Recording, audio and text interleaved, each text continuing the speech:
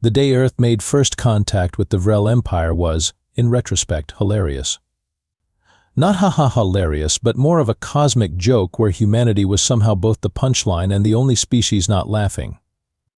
The Vrell arrived in their massive crystalline ships that hovered over major cities like pretentious chandeliers at a discount wedding. Their message, broadcast simultaneously across all frequencies, was simple: we come to assess your worth. Prepare your finest specimen. Naturally, the United Nations panicked. Every country nominated their best and brightest Olympic athletes, genius scientists, celebrated artists. After 2 days of heated debate that nearly started World War II, they settled on Commander Jack Murphy, a retired Special Forces operative who now spent his days teaching survival skills and making sarcastic comments about politicians. "You want me to what?" Murphy had asked when the call came through. He was halfway through building a fire using nothing but dental floss and pure spite. "Represent humanity to an advanced alien civilization," repeated General Torres. "Hard pass," Murphy said, poking at his embryonic campfire. "I have plans." "Your plans are to drink whiskey alone in the woods." "Exactly." "Important plans." 24 hours later, Murphy found himself aboard the Vrell mothership, facing Emperor Zorn, a 9-foot-tall being with iridescent scales and 4 arms that ended in claws sharp enough to slice through titanium. Behind the Emperor stood his royal guard, each more physically imposing than the last. This is Earth's champion?" Emperor Zorn's translator device conveyed both his words and his disappointment. "We expected something more." Murphy, a weathered man of 53 with salt and pepper hair, and the kind of face that suggested he'd seen everything twice and wasn't impressed either time, shrugged. "Sorry to disappoint. We left our supermen at home." The Vrell delegation chittered among themselves, their version of laughter, Murphy guessed. The sound reminded him of angry cicadas in a blender. "We have studied your planet," declared Zorn. "Your species is known as persistence predators. Yet you appear so fragile."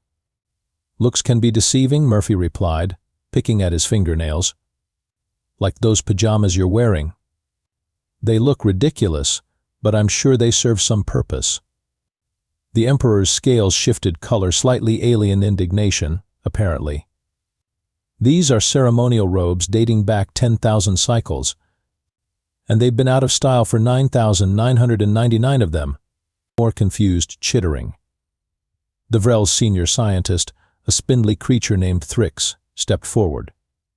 "Your species lacks significant physical advantages. No claws, minimal strength, no speed. You have no venom, no armor. Your only notable feature is your stamina, yet you avoid exertion at every opportunity." Murphy smiled. "We're complicated. Yet historical data suggests humans have hunted prey that could outrun, outfight, and outmaneuver them," Thrix continued. "This contradicts all logical hunting paradigms." "That's because we don't just hunt with these." Murphy flexed his unimpressive bicep. "We hunt with this." He tapped his temple. Emperor Zorn's compound eyes narrowed. "Then we shall test this claim. In accordance with Vrell tradition, all newly discovered species must demonstrate their capabilities or submit to imperial rule." Murphy sighed. "Let me guess. Some kind of death match?" "A hunt," corrected Zorn. "Our finest hunter against you. If you win, Earth remains independent. If you lose, the Emperor let the sentence hang ominously. We become your new pets." Murphy suggested. "Resource contributors," Zorn corrected with what passed for diplomatic restraint among the Vrell. Murphy looked around at the towering aliens with their advanced technology and physical advantages. Then he grinned. "When do we start?" The hunting ground selected for the challenge was an uninhabited Earth like moon orbiting a gas giant in a neutral star system. The Vrell had terraformed it centuries ago as a game preserve, stocking it with plants and animals from across the galaxy. To Murphy, it looked like someone had taken the Amazon rainforest, the African savanna, and the Siberian tundra, thrown them in a blender, and scattered the results across a landscape the size of Australia. The rules are simple, explained Thrix as technicians fitted Murphy and his opponent with monitoring devices. You and Crixus will be transported to opposite ends of the preserve. The first to capture the other wins. The hunt continues until one hunter succeeds or admits defeat. Crixus, Murphy's opponent, stood nearby, stretching his 4 powerful limbs, standing 8 feet tall with mottled green-brown scales that seemed to shift color with his surroundings. He was the Vrell equivalent of a Special Forces commando crossed with a velociraptor. Retractable claws extended from his fingertips as he performed what appeared to be pre-hunt rituals. Capture, not kill, right? Murphy clarified, eyeing those claws. Correct, confirmed Thrix. Though accidents do happen. Comforting. Crixus approached, towering over Murphy.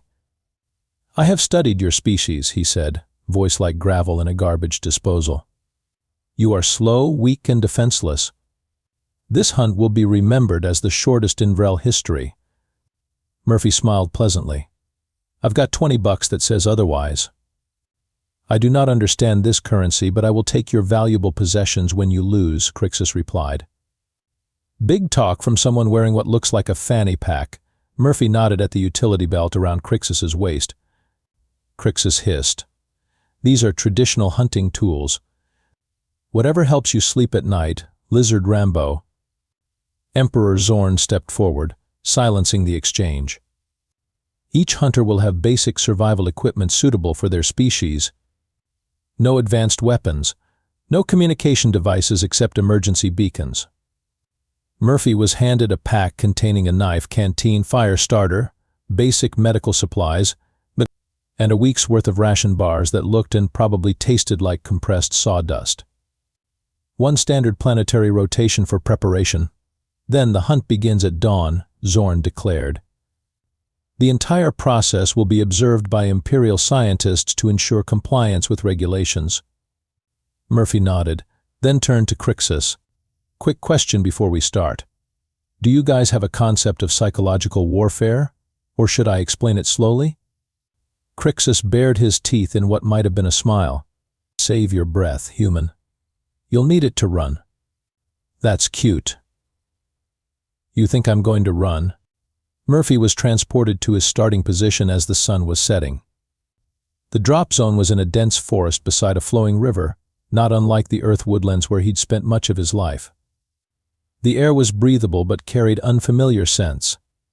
Strange calls echoed from the canopy above. Home sweet home, Murphy muttered, immediately setting up a rudimentary camp. If the Vrell were watching, they'd see him operating with practiced efficiency, gathering firewood, finding water, constructing a simple shelter.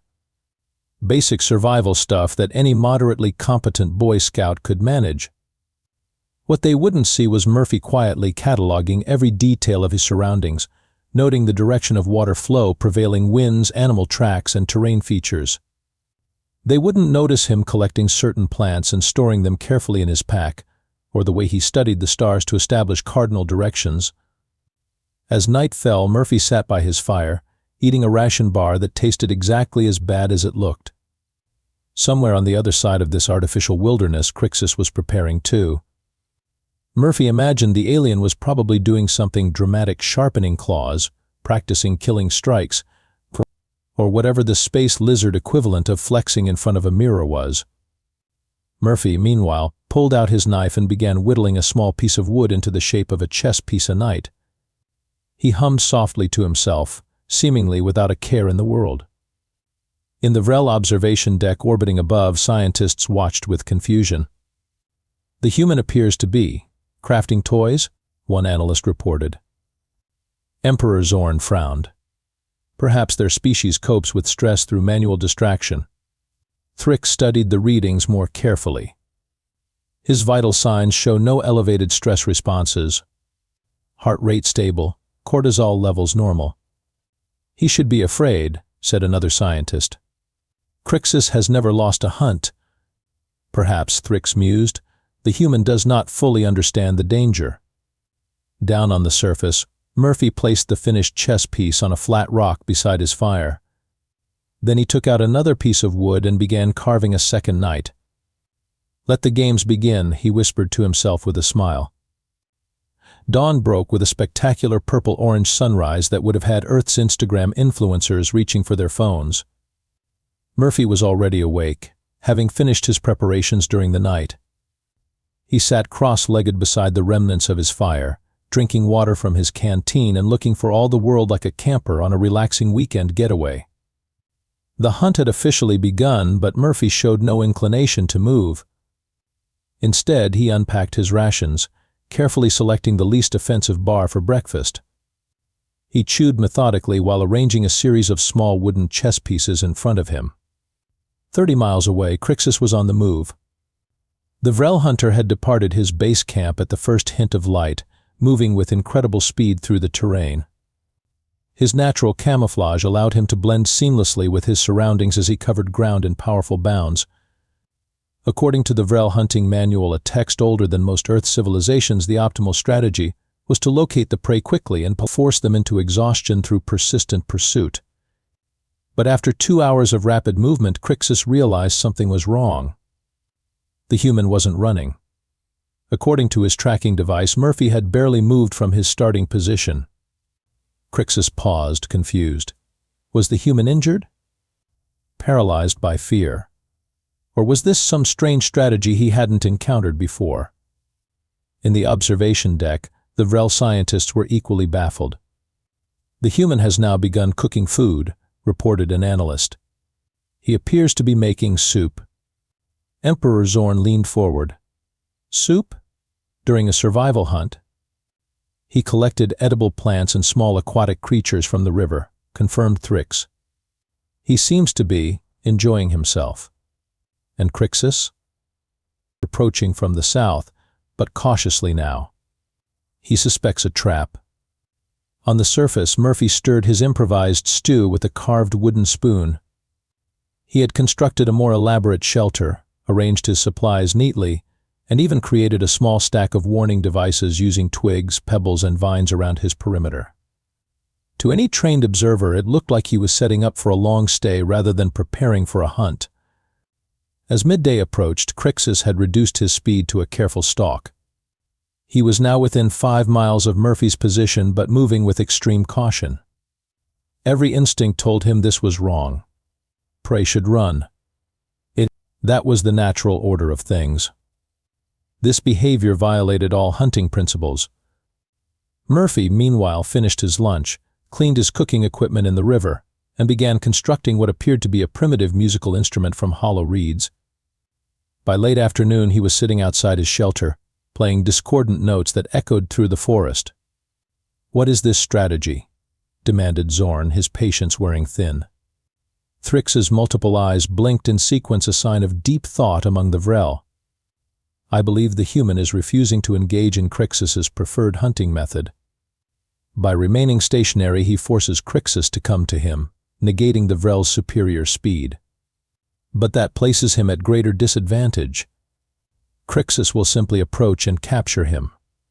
"Perhaps," Thrix agreed, though he sounded uncertain. Yet the human shows no signs of concern. His vital signs remain remarkably stable. As evening approached, Crixus had worked himself into a state of agitation. He'd circled Murphy's position twice, staying just beyond detection range. The human had created an obvious camp, made no attempt to hide his presence, and appeared completely unconcerned about being hunted. It violated every principle of prey behavior Crixus had studied. Was it arrogance? Stupidity? Or something else? As darkness fell, Murphy extinguished his fire and retreated to his shelter, but not before placing one of his carved chess pieces prominently on a rock outside his camp.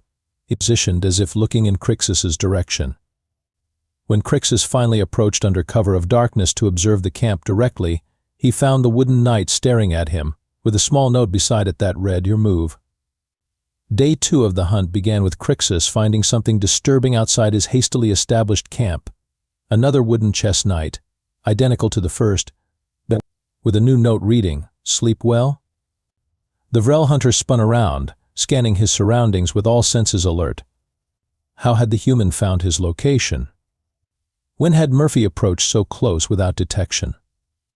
The monitoring systems confirmed Murphy had returned to his own camp before dawn, which meant he'd somehow tracked Crixus during the night, delivered his message, and retreated without alerting the Vrell's acute senses. In the observation deck, the mood had shifted from amusement to concern. "The human strategy is becoming clearer," Thrix announced. "He is engaging in what their military calls psychological operations, attempting to destabilize his opponent mentally rather than physically confronting him." Emperor Zorn's scales flushed a deep purple. "This is not proper hunting behavior." "It appears to be working," noted another scientist. "Crixus's stress indicators are elevated. His sleep patterns were disturbed." Down on the surface, Murphy had abandoned his original camp.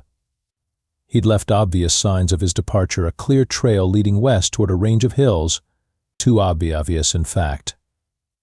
Crixus recognized it immediately as misdirection and instead followed the bare minimal disturbances heading south. By midday, Crixus had found 3 more camps, all recently abandoned, all containing another wooden chess piece and increasingly unsettling notes. "I counted your breaths while you slept, 36 per minute. Your left claw twitches when you're anxious. That rash looks uncomfortable. Is it spreading?" Crixus didn't have a rash until he read the note. Then his scales began to itch furiously. Meanwhile, Murphy was methodically covering ground, setting false trails and doubling back, studying the signs of Crixus's passage. Unlike the Vrell hunter's direct approach, Murphy moved deliberately, conserving energy while gathering information. "The human is demonstrating classic hunting behaviors from Earth's indigenous tribes," Thrix explained to the increasingly concerned Vrell observers. Rather than outrunning prey, humans historically tracked them to exhaustion, following for days until the stronger, faster animal collapsed from fatigue. "But Crixus is the hunter, not the prey," objected Zorn. "I believe that distinction is becoming less clear," Thrix replied. By nightfall of the second day, Crixus had abandoned any pretense of stalking. He was now moving erratically, changing direction frequently, attempting to shake the feeling of being watched. His superior physical attributes meant nothing against an enemy he couldn't see, couldn't predict, and increasingly couldn't understand. When he finally settled into a defensible position for the night, back against a cliff face with clear lines of sight in all directions, he found another wooden piece waiting, this time a queen, not a knight. The note read, "Promotion. The game is advancing." In the observation deck, Emperor Zorn watched as Crixus's biorhythms spiked. "What is happening to my finest hunter?" "Fatigue, stress, and paranoia," diagnosed Thrix. "The human has reversed their roles. Crixus is now behaving like prey, reactive, frightened, and increasingly irrational." "And the human?" Not. A scientist checked the readings, still showing normal vital signs. Resting heart rate slightly elevated during periods of movement, but nothing suggesting distress. Zorn's compound eyes narrowed. "How is this possible? Crixus is superior in every physical measure." "Perhaps," suggested Thrix, "we have been measuring the wrong attributes." Dawn of the third day found Crixus wide awake, having not slept. Dark patches had formed under his eyes, and his normally smooth movements had become jerky and unpredictable. The consistent harassment had taken its toll. He'd spent the night firing at shadows, convinced the human was constantly approaching. Murphy, conversely, had slept soundly in a carefully concealed location, conserving energy for what he knew would be the final act of this particular drama. By midday, Crixus had reached his breaking point. He stood in a small clearing, his camouflage failing as his scales fluctuated between stress-induced color patterns. "Enough," he roared into the forest. "Face me directly, human. No more games." From somewhere nearby, everywhere and nowhere at once, Murphy's voice replied calmly, "Why would I do that when this is working so well?" Crixus spun around, trying to locate the source of Murphy's voice. The human seemed to be speaking from multiple directions at once, an acoustic trick using the terrain. "You mock our sacred hunting traditions." Crixus snarled. "You refuse to run as prey should." A chuckle echoed through the trees. "Who said I'm the prey?" This froze Crixus in place. The concept was so alien to his understanding that he struggled to process it. In the Vrell hierarchy, humans were clearly inferior, physically weaker, technologically less advanced. By definition, they were prey. Show yourself, Crixus demanded, claws extended. Or are you a coward? Interesting choice of words, Murphy's disembodied voice replied. Is a spider a coward for waiting in its web? Is a trapper a coward for setting snares? Crixus began moving in what he thought was the direction of Murphy's voice, only to find himself stepping into a carefully prepared area where the ground seemed oddly disturbed. Too late, he realized his mistake as the earth gave way beneath him, dropping him 3 feet into a concealed pit. It wasn't deep enough to trap the powerful Vrell, but as he scrambled to leap out, a series of tripwires activated, releasing a cascade of noxious-smelling plant sap that covered him completely. The substance hardened almost instantly, restricting his movement. Murphy finally emerged from the tree line, walking casually toward the struggling alien. He stopped at a safe distance, just beyond Crixus's reach. 3 days, Murphy said conversationally. That's how long it took you to completely unravel. Aggressive, actually. Most predators break by day 2 when they realize they're being hunted. This is not a valid capture, Crixus protested, still struggling against the hardening sap. This is trickery. This is hunting, Murphy corrected, human style. You were supposed to run. That was the expected behavior. Crixus's voice had risen to something approaching a whine. Murphy crouched down to eye level with the trapped alien. Why don't you run? He asked with mock concern. I am the hunter. I do not run from prey. Crixus spat. Why would I chase you twice? Murphy replied with a shrug. I already caught you.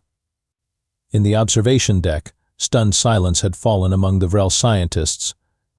Emperor Zorn stared at the monitors, his scales cycling through colors indicating confusion, anger, and reluctant respect. He planned this from the beginning, Thrix finally said. Each move was calculated: the camp, the chess pieces, the notes. He was never running from Crixus. He was hurting him.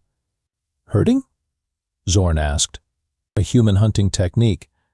They don't just chase prey, they manipulate its movements, steering it toward a predetermined location where capture is easiest. Below, Murphy was explaining the same thing to Crixus. See, we humans figured something out early in our evolution, he said, poking at the hardened sap with his knife. Why exhaust yourself chasing something faster when you can make it run exactly where you want it to go? Every false trail I left, every camp I abandoned, every note I placed, they were breadcrumbs leading you here. But your physical inferiority, Crixus struggled to understand, is precisely why we developed these methods, Murphy finished for him. When you can't win through strength, you win through strategy. When you can't outrun, you outlast.